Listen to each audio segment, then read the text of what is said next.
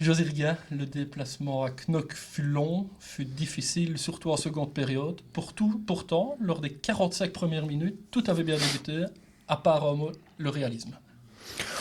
Bah oui, je pense que tout le monde a vu le même match, hein. On a compté sur le banc après 20 minutes. Je pense qu'on a 4 occasions franches et très sincèrement, le match peut être plié à la mi-temps très largement en notre faveur. Non seulement par les occasions, mais par la maîtrise qu'on affichait, puisque hormis, je dirais, une demi-réaction de Knock sur la fin de la première mi-temps, on a archi dominé ce match. On s'est procuré des occasions en alternant le jeu court, le jeu long, les appels en profondeur. Je dirais que tous les ingrédients étaient là, mais on n'a pas pu goûter au succès. Et donc, voilà, vous savez, quand une équipe passe par autant d'étapes, sans pouvoir afficher le réalisme qu'on est en droit d'afficher quand on a cette supériorité-là, eh bien, il y a deux effets.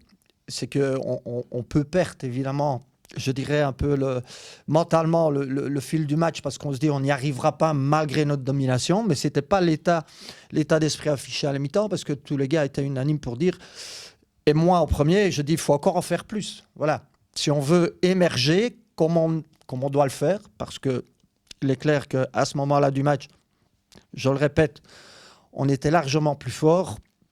Il faudra faire plus encore et mettre encore plus de détermination dans ce qu'on fait. Eh ben, l'inverse se trouve chez l'adversaire, c'est-à-dire qu'ils sont passés par toutes les couleurs de l'arc-en-ciel et puis finalement, ils existent toujours dans la rencontre. Et donc, ça veut dire qu'ils y croient jusqu'au bout. Forcément, on s'attendait à une réaction de l'adversaire, je dirais en termes d'intensité. La réaction est venue par l'introduction de 2 joueurs. Mais je dirais que c'est plutôt Visé qui s'est rendu vulnérable. Voilà. On n'a plus vu les mouvements qu'on voyait en première mi-temps, on n'a plus vu cette mobilité, cette reconversion aussi bien offensive que défensive. Et donc, et on paye toujours cash dans ces cas-là, la moindre erreur. Voilà, c'est encore un but qu'on prend. Je dirais que si je fais le bilan de tous les buts qu'on a pris, rares sont ceux qui ont été vraiment inscrits de plein jeu à la suite de belles actions. C'est plutôt souvent, malheureusement, par le biais d'un manquement de notre côté. Et puis voilà, le 0-1 évidemment, 1-0 pardon, tout s'écroule un peu trop rapidement à mon goût. On fait des changements pour espérer évidemment changer la tendance. Ça n'arrive pas. On reçoit un deuxième.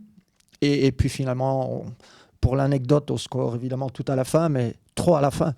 Donc voilà, c'est de nouveau un match et surtout un résultat gâché qui aurait pu nous permettre justement, non pas de rester dans la course pour le top 4, parce qu'il faut être réaliste, on doit aborder les matchs comme étant une vérité à part entière, chaque match. Il ne faut pas regarder. Il ne faut pas regarder sur le haut. Et malheureusement, dans notre situation actuelle, voilà, c'est plutôt de l'autre côté qu'on doit regarder. Et je trouve ça vraiment très malheureux par rapport au sentiment que j'ai sur tout le championnat. Et le sentiment que j'ai sur tout le championnat, c'est qu'on a été aux 2 tiers toujours dominant. Donc voilà, il faut se poser évidemment les bonnes questions et se dire que si on ne concrétise pas suffisamment, eh bien, c'est qu'il y a un problème de ce côté-là. Voilà, il y a un manque d'efficacité. C'est que peut-être on n'a pas complètement toutes les pièces du puzzle. Et rappelez-vous, le week-end passé, je le disais déjà, et même le week-end avant, eh bien, il faut que tous les astres soient alignés pour réussir le match presque parfait avec un résultat positif. C'est dommage. Oui, puis si je ne m'abuse, pour ce match à Knock, vous aviez quand même prévenu vos joueurs. Le buteur Hanks met 2 buts, mais vous aviez dit à vos joueurs, les mecs, c'est l'homme à tenir offensivement. Non, mais je parle toujours de toutes les équipes. Je veux dire, c'est pas qu'il y a un point, le briefing, hein. Je leur avais donné un exemple de Liège la semaine avant. Non, 15 jours avant, pardon, à domicile.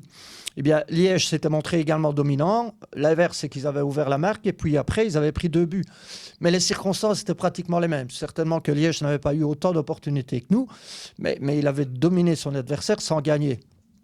Donc voilà, non, tout était dit. La preuve, c'est que aussi bien les points forts que les points faibles étaient maîtrisés pendant 45 minutes complètement. On ne peut pas dire non plus qu'on soit complètement passé à travers, mais on n'a pas reproduit cette première mi-temps qui nous aurait permis, de conserver le résultat, au moins, et certainement de pouvoir démontrer notre supériorité. À présent, 2 matchs à domicile nous attendent. Les rencontres vont d'ailleurs se succéder. Vous jouez samedi soir, mercredi, puis à nouveau samedi soir. C'est une bonne chose pour vous, cette accumulation de matchs?